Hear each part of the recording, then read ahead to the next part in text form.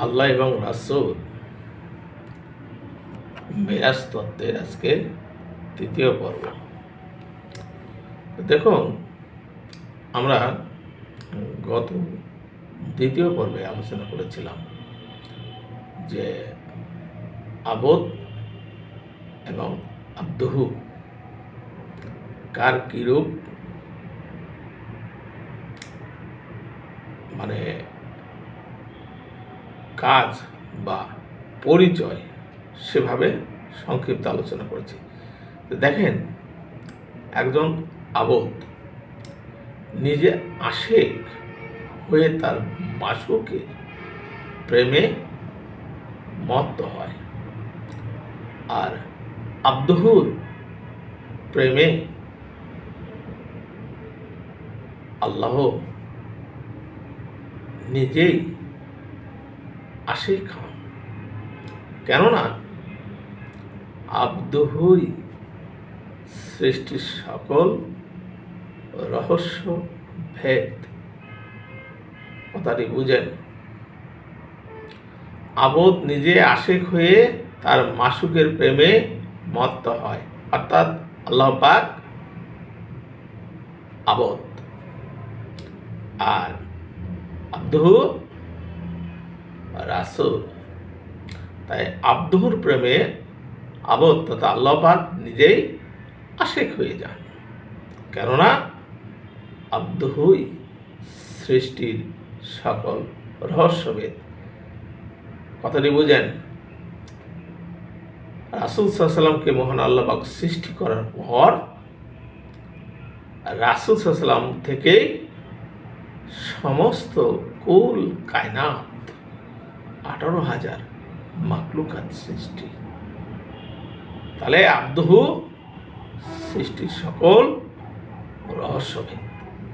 তাই মহাকবি হযরত আল্লামা ইকবাল রহমাতুল্লাহ বলেন, জামানা হচ্ছে আব্দহু, আর আব্দহু হতেই জামানার অস্তিত্ব। আমরা সমস্ত সৃষ্টি বিভিন্ন রং এবং বর্ণের, কিন্তু আব্দহু সব কিছুর ঊর্ধ্বে। যেহেতু সকল সৃষ্টি আব্দহু হতে, বুঝেন, রাসূল থেকে কিন্তু সমস্ত কিছুর সৃষ্টি। তাই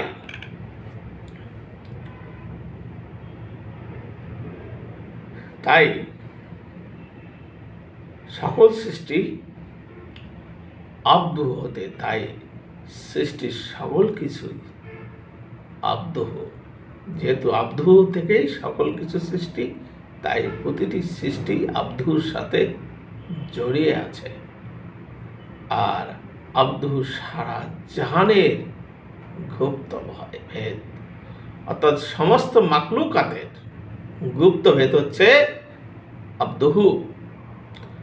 কে আব্দহুর গোপন ভেদ সম্পর্কে অবগত নয়, অর্থাৎ কেউ এই আব্দহু অর্থাৎ রাসূলের গোপন ভেদ সম্পর্কে অবগত নয় বা হতে চান না। এই জন্যই শরীয়ত, তরিকত, হাকিকত, মারেফত, 4টা সাবজেক্টের মধ্যে যে ডুব দিয়েছে, শরীয়ত থেকে তরিকত, হাকিকত, মারেফত 4টা যে পালন করেছে, তার পক্ষে সম্ভব এগুলি অবগত হওয়া। যে শুধু শরীয়ত নিয়ে থাকে, বাকি 3টিকে পালন করে না, সে কখনো এসব গুপ্ত ভেদের খবর জানতে পারে না। কারণ আমি বলতেছি, আব্দহুর যেহেতু গোপন ভেদ সম্পর্কে কেউ অবগত নয়, কারণ আব্দহু তো ইল্লাল্লাহ, গোপন রহস্য বা ভেদ ছাড়া আর কিছু নয়। অর্থাৎ আল্লাহ পাকের গোপন রহস্য বা ভেদ ছাড়া আর কিছু নয়। আব্দহু সমস্ত তকদিরের ছবি অঙ্কনকারী। আর এই সারমর্ম তুমি অনুধাবন করতে পারবে না যতক্ষণ পর্যন্ত না তুমি মাকামে মা রামায়িতা অবলোকন না করো। এইটুকুর অংশ হচ্ছে যে আল্লামা ইকবালের যে বাণী, সে বাণীর অংশটি নিয়েছে আমি শানে হাবিবুর রহমান কিতাব থেকে, পৃষ্ঠা 112 থেকে 13। অতএব পরের চতুর্থ পর্বের জন্য আমরা অপেক্ষা